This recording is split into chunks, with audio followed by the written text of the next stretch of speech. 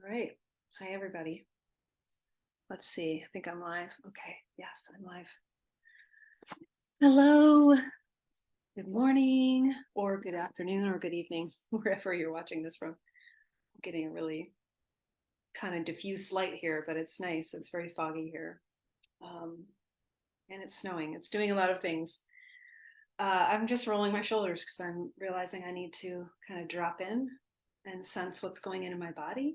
So whether you're watching this live or on replay, let's take a moment just to do that. And I always, when I teach, whether it's privately or whether it's in group containers and classes, I always have people place a hand on their body somewhere. And usually it's one on the heart and one on the abdomen, the lower abdomen. It's just a feeling of kind of soothing, right? Pressing in, connecting to this warmth, the warmth of our animal body. A lot of us live from the neck up so often, right? Living in the land of our thoughts, or the trance of our thoughts is what Tara Brach calls it. I like that. I like that term, the trance of thought. We can easily get sort of lost in that trance, right? So let's come home to the body before I start talking, before we go into the practice. So just notice what the experience is that you're having right now. What is my experience right now? And this is a question that I'm going to come back to a little bit later in the talk. It's important for what we're talking about today. So just tune in to yourself for a moment. Just let your breath be natural. No breathing technique, no strong breath.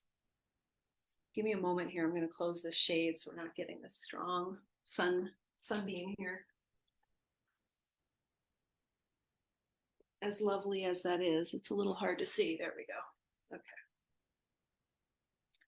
So yeah, just feeling in. If you're sitting down in a chair in your office, if you are in your home, maybe you're listening in the car and you want to keep your hands on the wheel and not on your body, and that's okay. You can still sort of direct your awareness, direct your attention to the felt sense, the field of sensation in your body. So take another 3 breaths here. And while we're doing this today, if you're here with me live, you can always give a little signal, a little heart or like, a little comment if you want. Take another deep breath. And no strain at all, just relaxing into, this is really about relaxing into your experience in the moment. So getting more present. Another important piece of today's talk. And the question is, you don't necessarily have to ask it explicitly. You can just sort of feel, what is your experience right now? What is your experience in your body? Is there some tension? Is your mind a little racy? Are you a little foggy? Are you awake?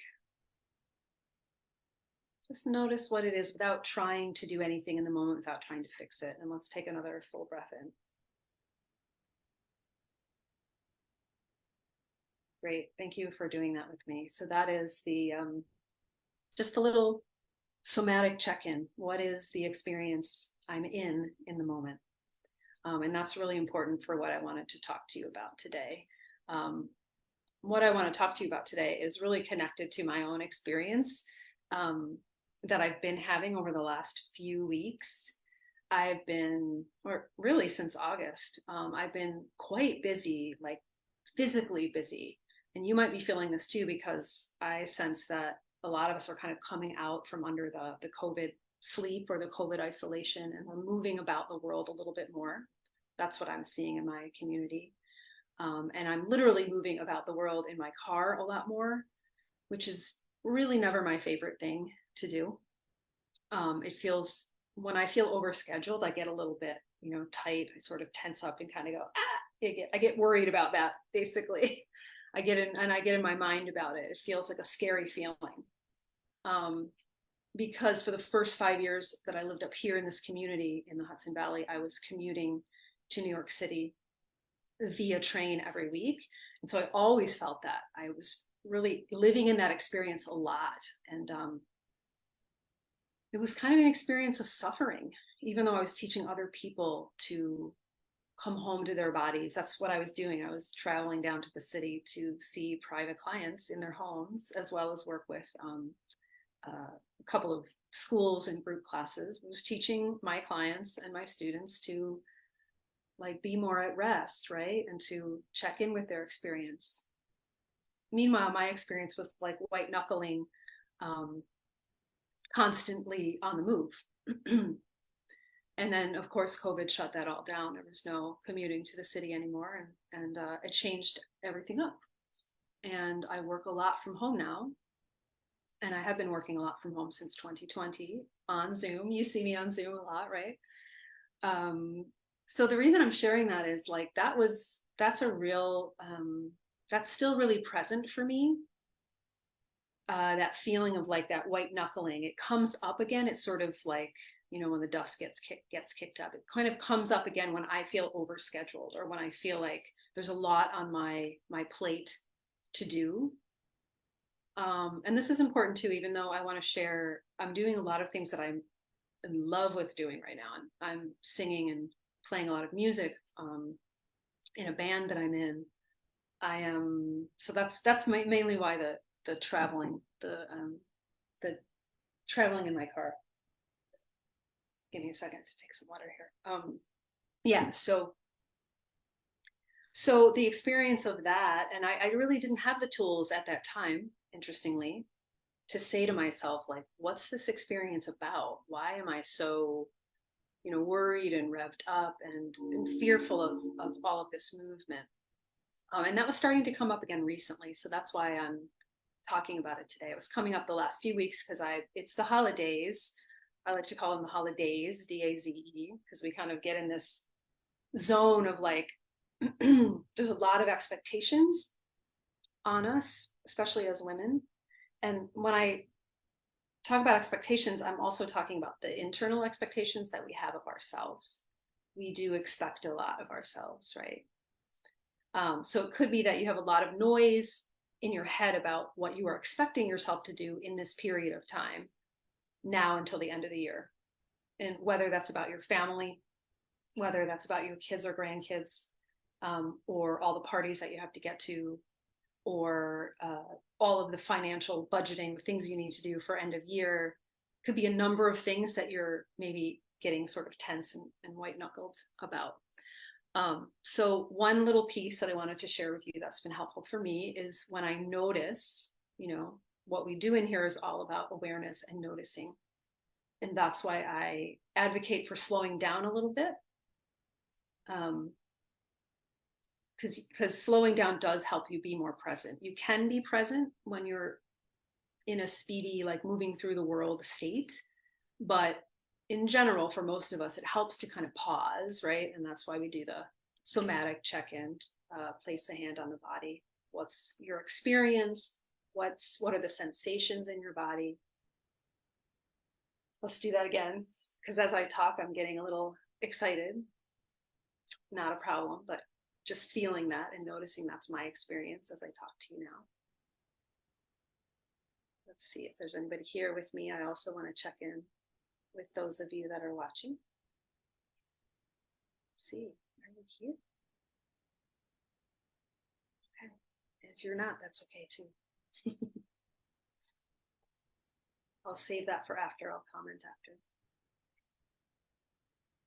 Right, so back to obligations and expectations, right? We have obligations, we all do, to the people we love, the people in our lives, to our team members. If you're working, high achiever working woman and you're working with team members and staff and volunteers, there's also an expectation on you as a leader.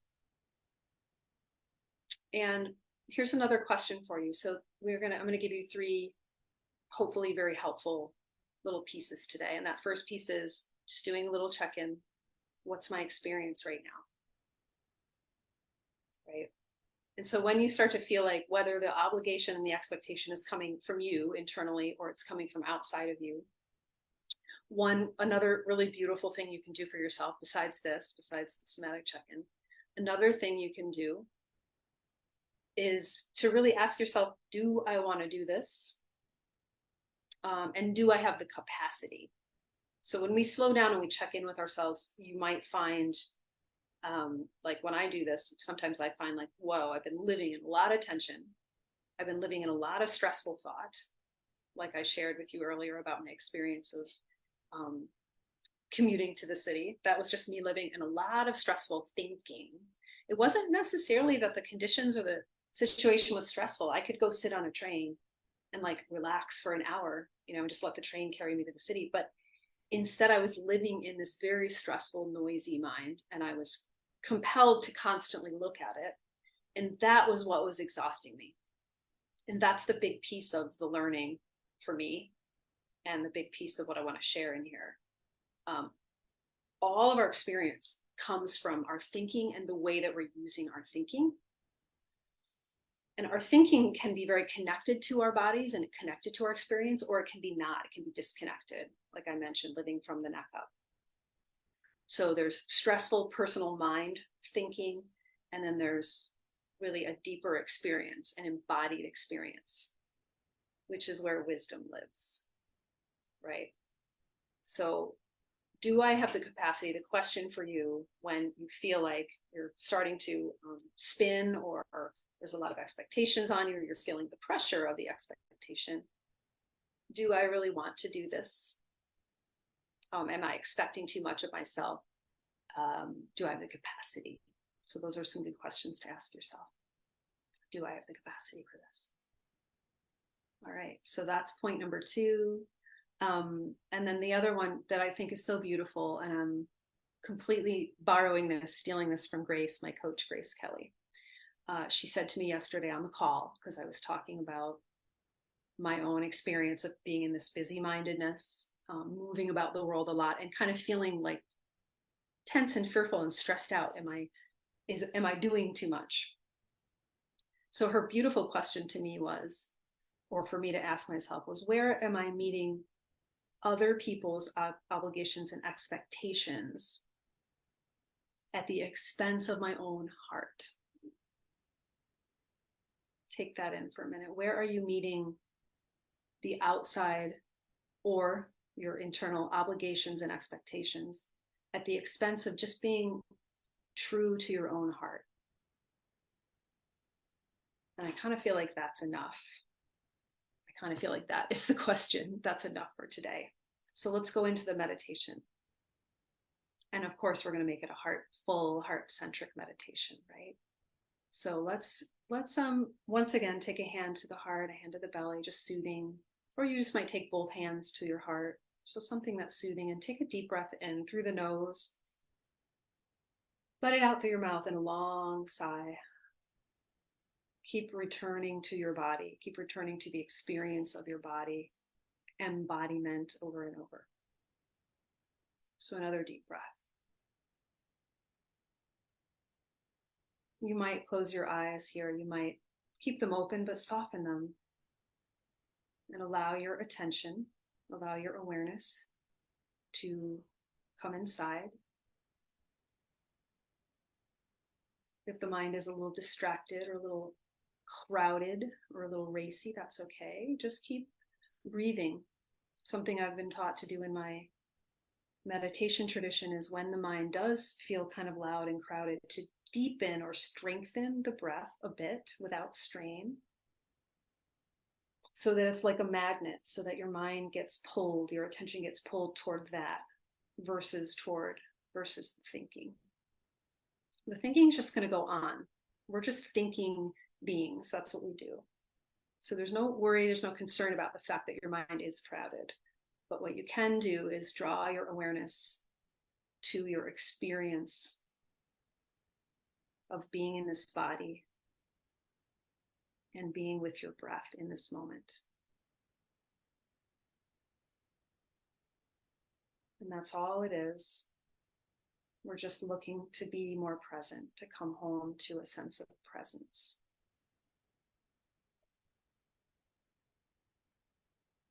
So we're not spinning around in the trance of thought. We're not taking on excess tension in our bodies.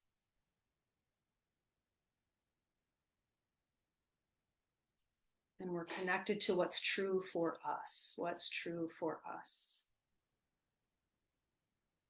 Not living at the expense of your own heart, not attempting to do too much to please too many people at the expense of your own heart.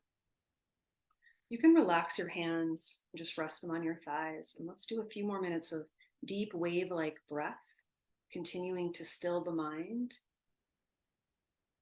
So begin to feel when the breath pours into your body, pours into your lungs, feel an expansion in your belly, and then your ribs, and then your chest. This is the wave breathing.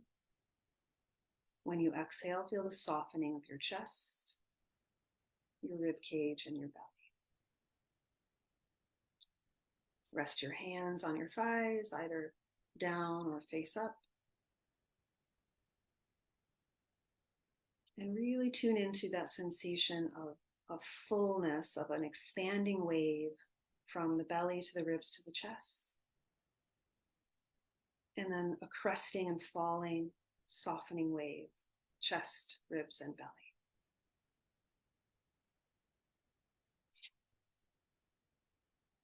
And just enjoy that. Let's enjoy 10 more wave-like breaths.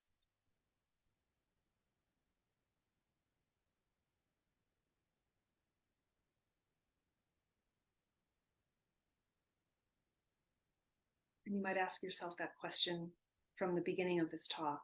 What is your experience right now as you're allowing this wave to expand within you? As you allow yourself to settle more deeply into your body, what is that experience like?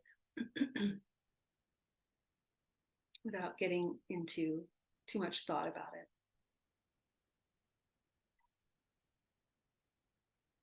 Hopefully it feels good. We're trying to drop into just a better feeling, right?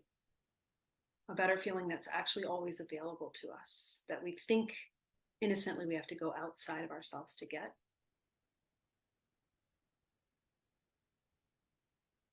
But it's always here.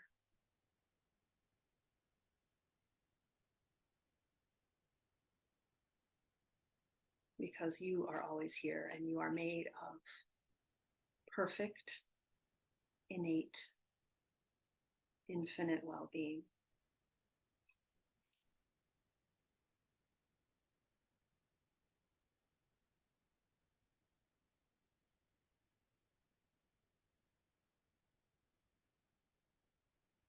Anywhere you might feel a little tension right now, in the jaw, in the face, anywhere, maybe the chest or the throat, just relax a little more as you breathe and as you take in these wave-like rising breaths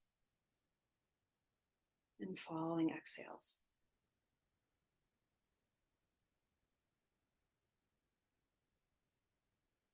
Come out from under the trance of thought and come home to your body.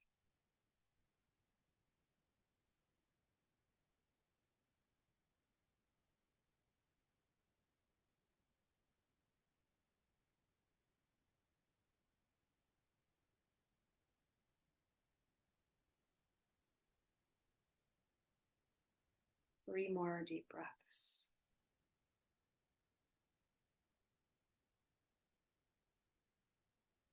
In and out. So we were breathing out through the mouth earlier, and you can just transition to breathing in and out the nose if that's possible, unless you're stuffy.